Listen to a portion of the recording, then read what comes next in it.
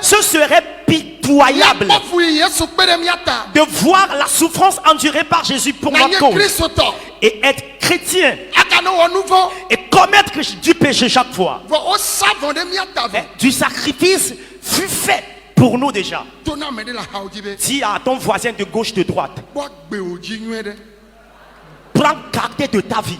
Prends garde de ta vie et mène la sanctification.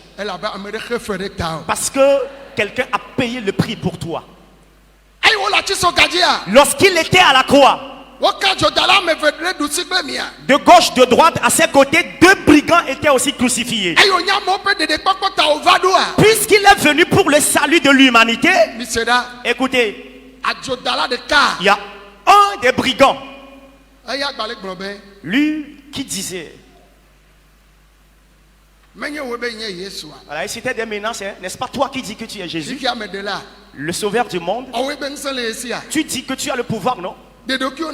Alors sauve-toi et sauve-nous aussi. Et il y a l'autre brigand qui a répondu non. Nous méritons notre présence ici à Golgotha. Lui, il n'a point commis de péché. Tu ne dois pas parler ainsi. C'est pour cela que je te supplie, Seigneur, lorsque tu arriveras dans le paradis, alors souviens-toi de moi aussi. Alors le brigand savait que il y a le paradis avant qu'il ne vole, avant qu'il ne coupe la route à ses collègues. Il sait qu'il y a le paradis. Alors tous ceux qui mentent aujourd'hui qu'il n'y a pas la vie éternelle, qu'il n'y a pas l'enfer, eux tous savent qu'il y a la vie éternelle. Ils savent qu'il y a l'enfer.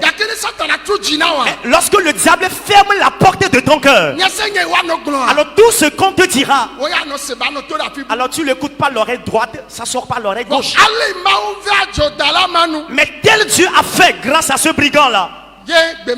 Et en ce jour, il fut sauvé à la croix. Jésus se tourna vers lui et dit, aujourd'hui même, toi, tu es dans le paradis avec moi. Il était à la croix, bien sûr, mais il pardonnait les péchés. Parce qu'il est celui qui est venu sauver le monde entier. Au moyen de Jésus, nos péchés nous sont pardonnés. Nous ne devons plus vivre dans le péché. Les moutons ne seront plus tués. Les béliers ne seront plus pour des sacrifices. Il y a certains qui pleuraient. Jésus a dit, ne pleurez pas pour moi. Alors pleurez pour vous-même et pour vos enfants. Parce que il sait ce qui va se passer. À midi juste, il a rendu son souffle de vie. Il a donné son corps. Il a offert son corps pour le monde entier. Oh, praise the Lord. Alléluia. Et c'est pour cela Jean dit, Dieu a tant aimé le monde, il a donné son fils unique, afin que quiconque croit en lui ne périsse point, mais il aura la vie éternelle. Bien-aimé, il n'y a rien sur cette terre qui puisse donner la vie éternelle. Tu peux être riche en tout. Tu peux être avancé. Tu peux être avancé dans la société. Tu peux avoir l'emploi. Tu peux avoir des enfants. Mais la vie éternelle ne se trouve en rien. Mais Jésus, celui en qui nous croyons, lui, il donne tout. Il donne la vie éternelle. Il guérit aussi. Il délivre aussi. Il élève l'homme aussi. Amen. Tout de suite, il l'accomplira dans la vie de quelqu'un.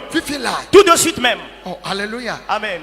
Et la Bible dit, à midi, pile à cette époque, lorsque Jésus a gémi, il a dit qu'il y a de l'éclipse 6 le jour-là. La nuit est venue en plein jour. Il y avait des tumultes en Jérusalem. À midi, à cette heure. Avant que Jésus ne ferme la bouche, qu'il le rende le souffle. Jésus a apporté du tumulte à Jérusalem. Lorsqu'il a rendu l'âme, il y a eu la nuit en plein jour. Mais voyez ce qui s'est passé. Il y a eu les ténèbres. Et tous ont cherché en vain leur chemin de maison. Et l'apôtre Paul a dit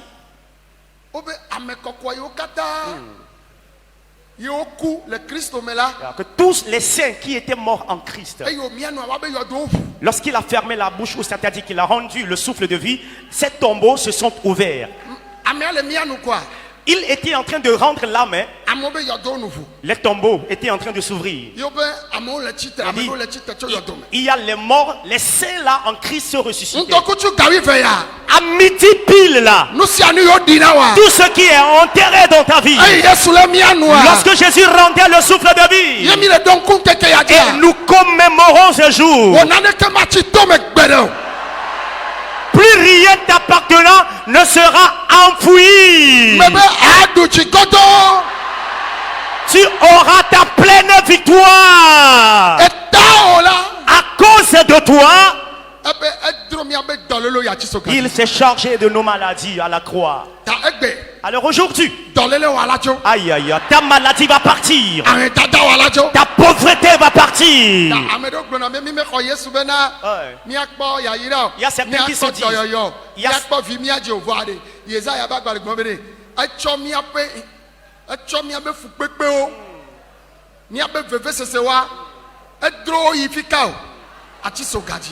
alors, il y a certains qui disent que nous n'avons pas accepté Jésus pour la bénédiction, pour la procréation, l'enfantement, l'élévation et tous les biens de ce monde. Mais l'apôtre, le prophète Esaïe a dit en 53, ce chapitre-là, qu'il s'est chargé de nos souffrances et il a porté nos douleurs à la croix.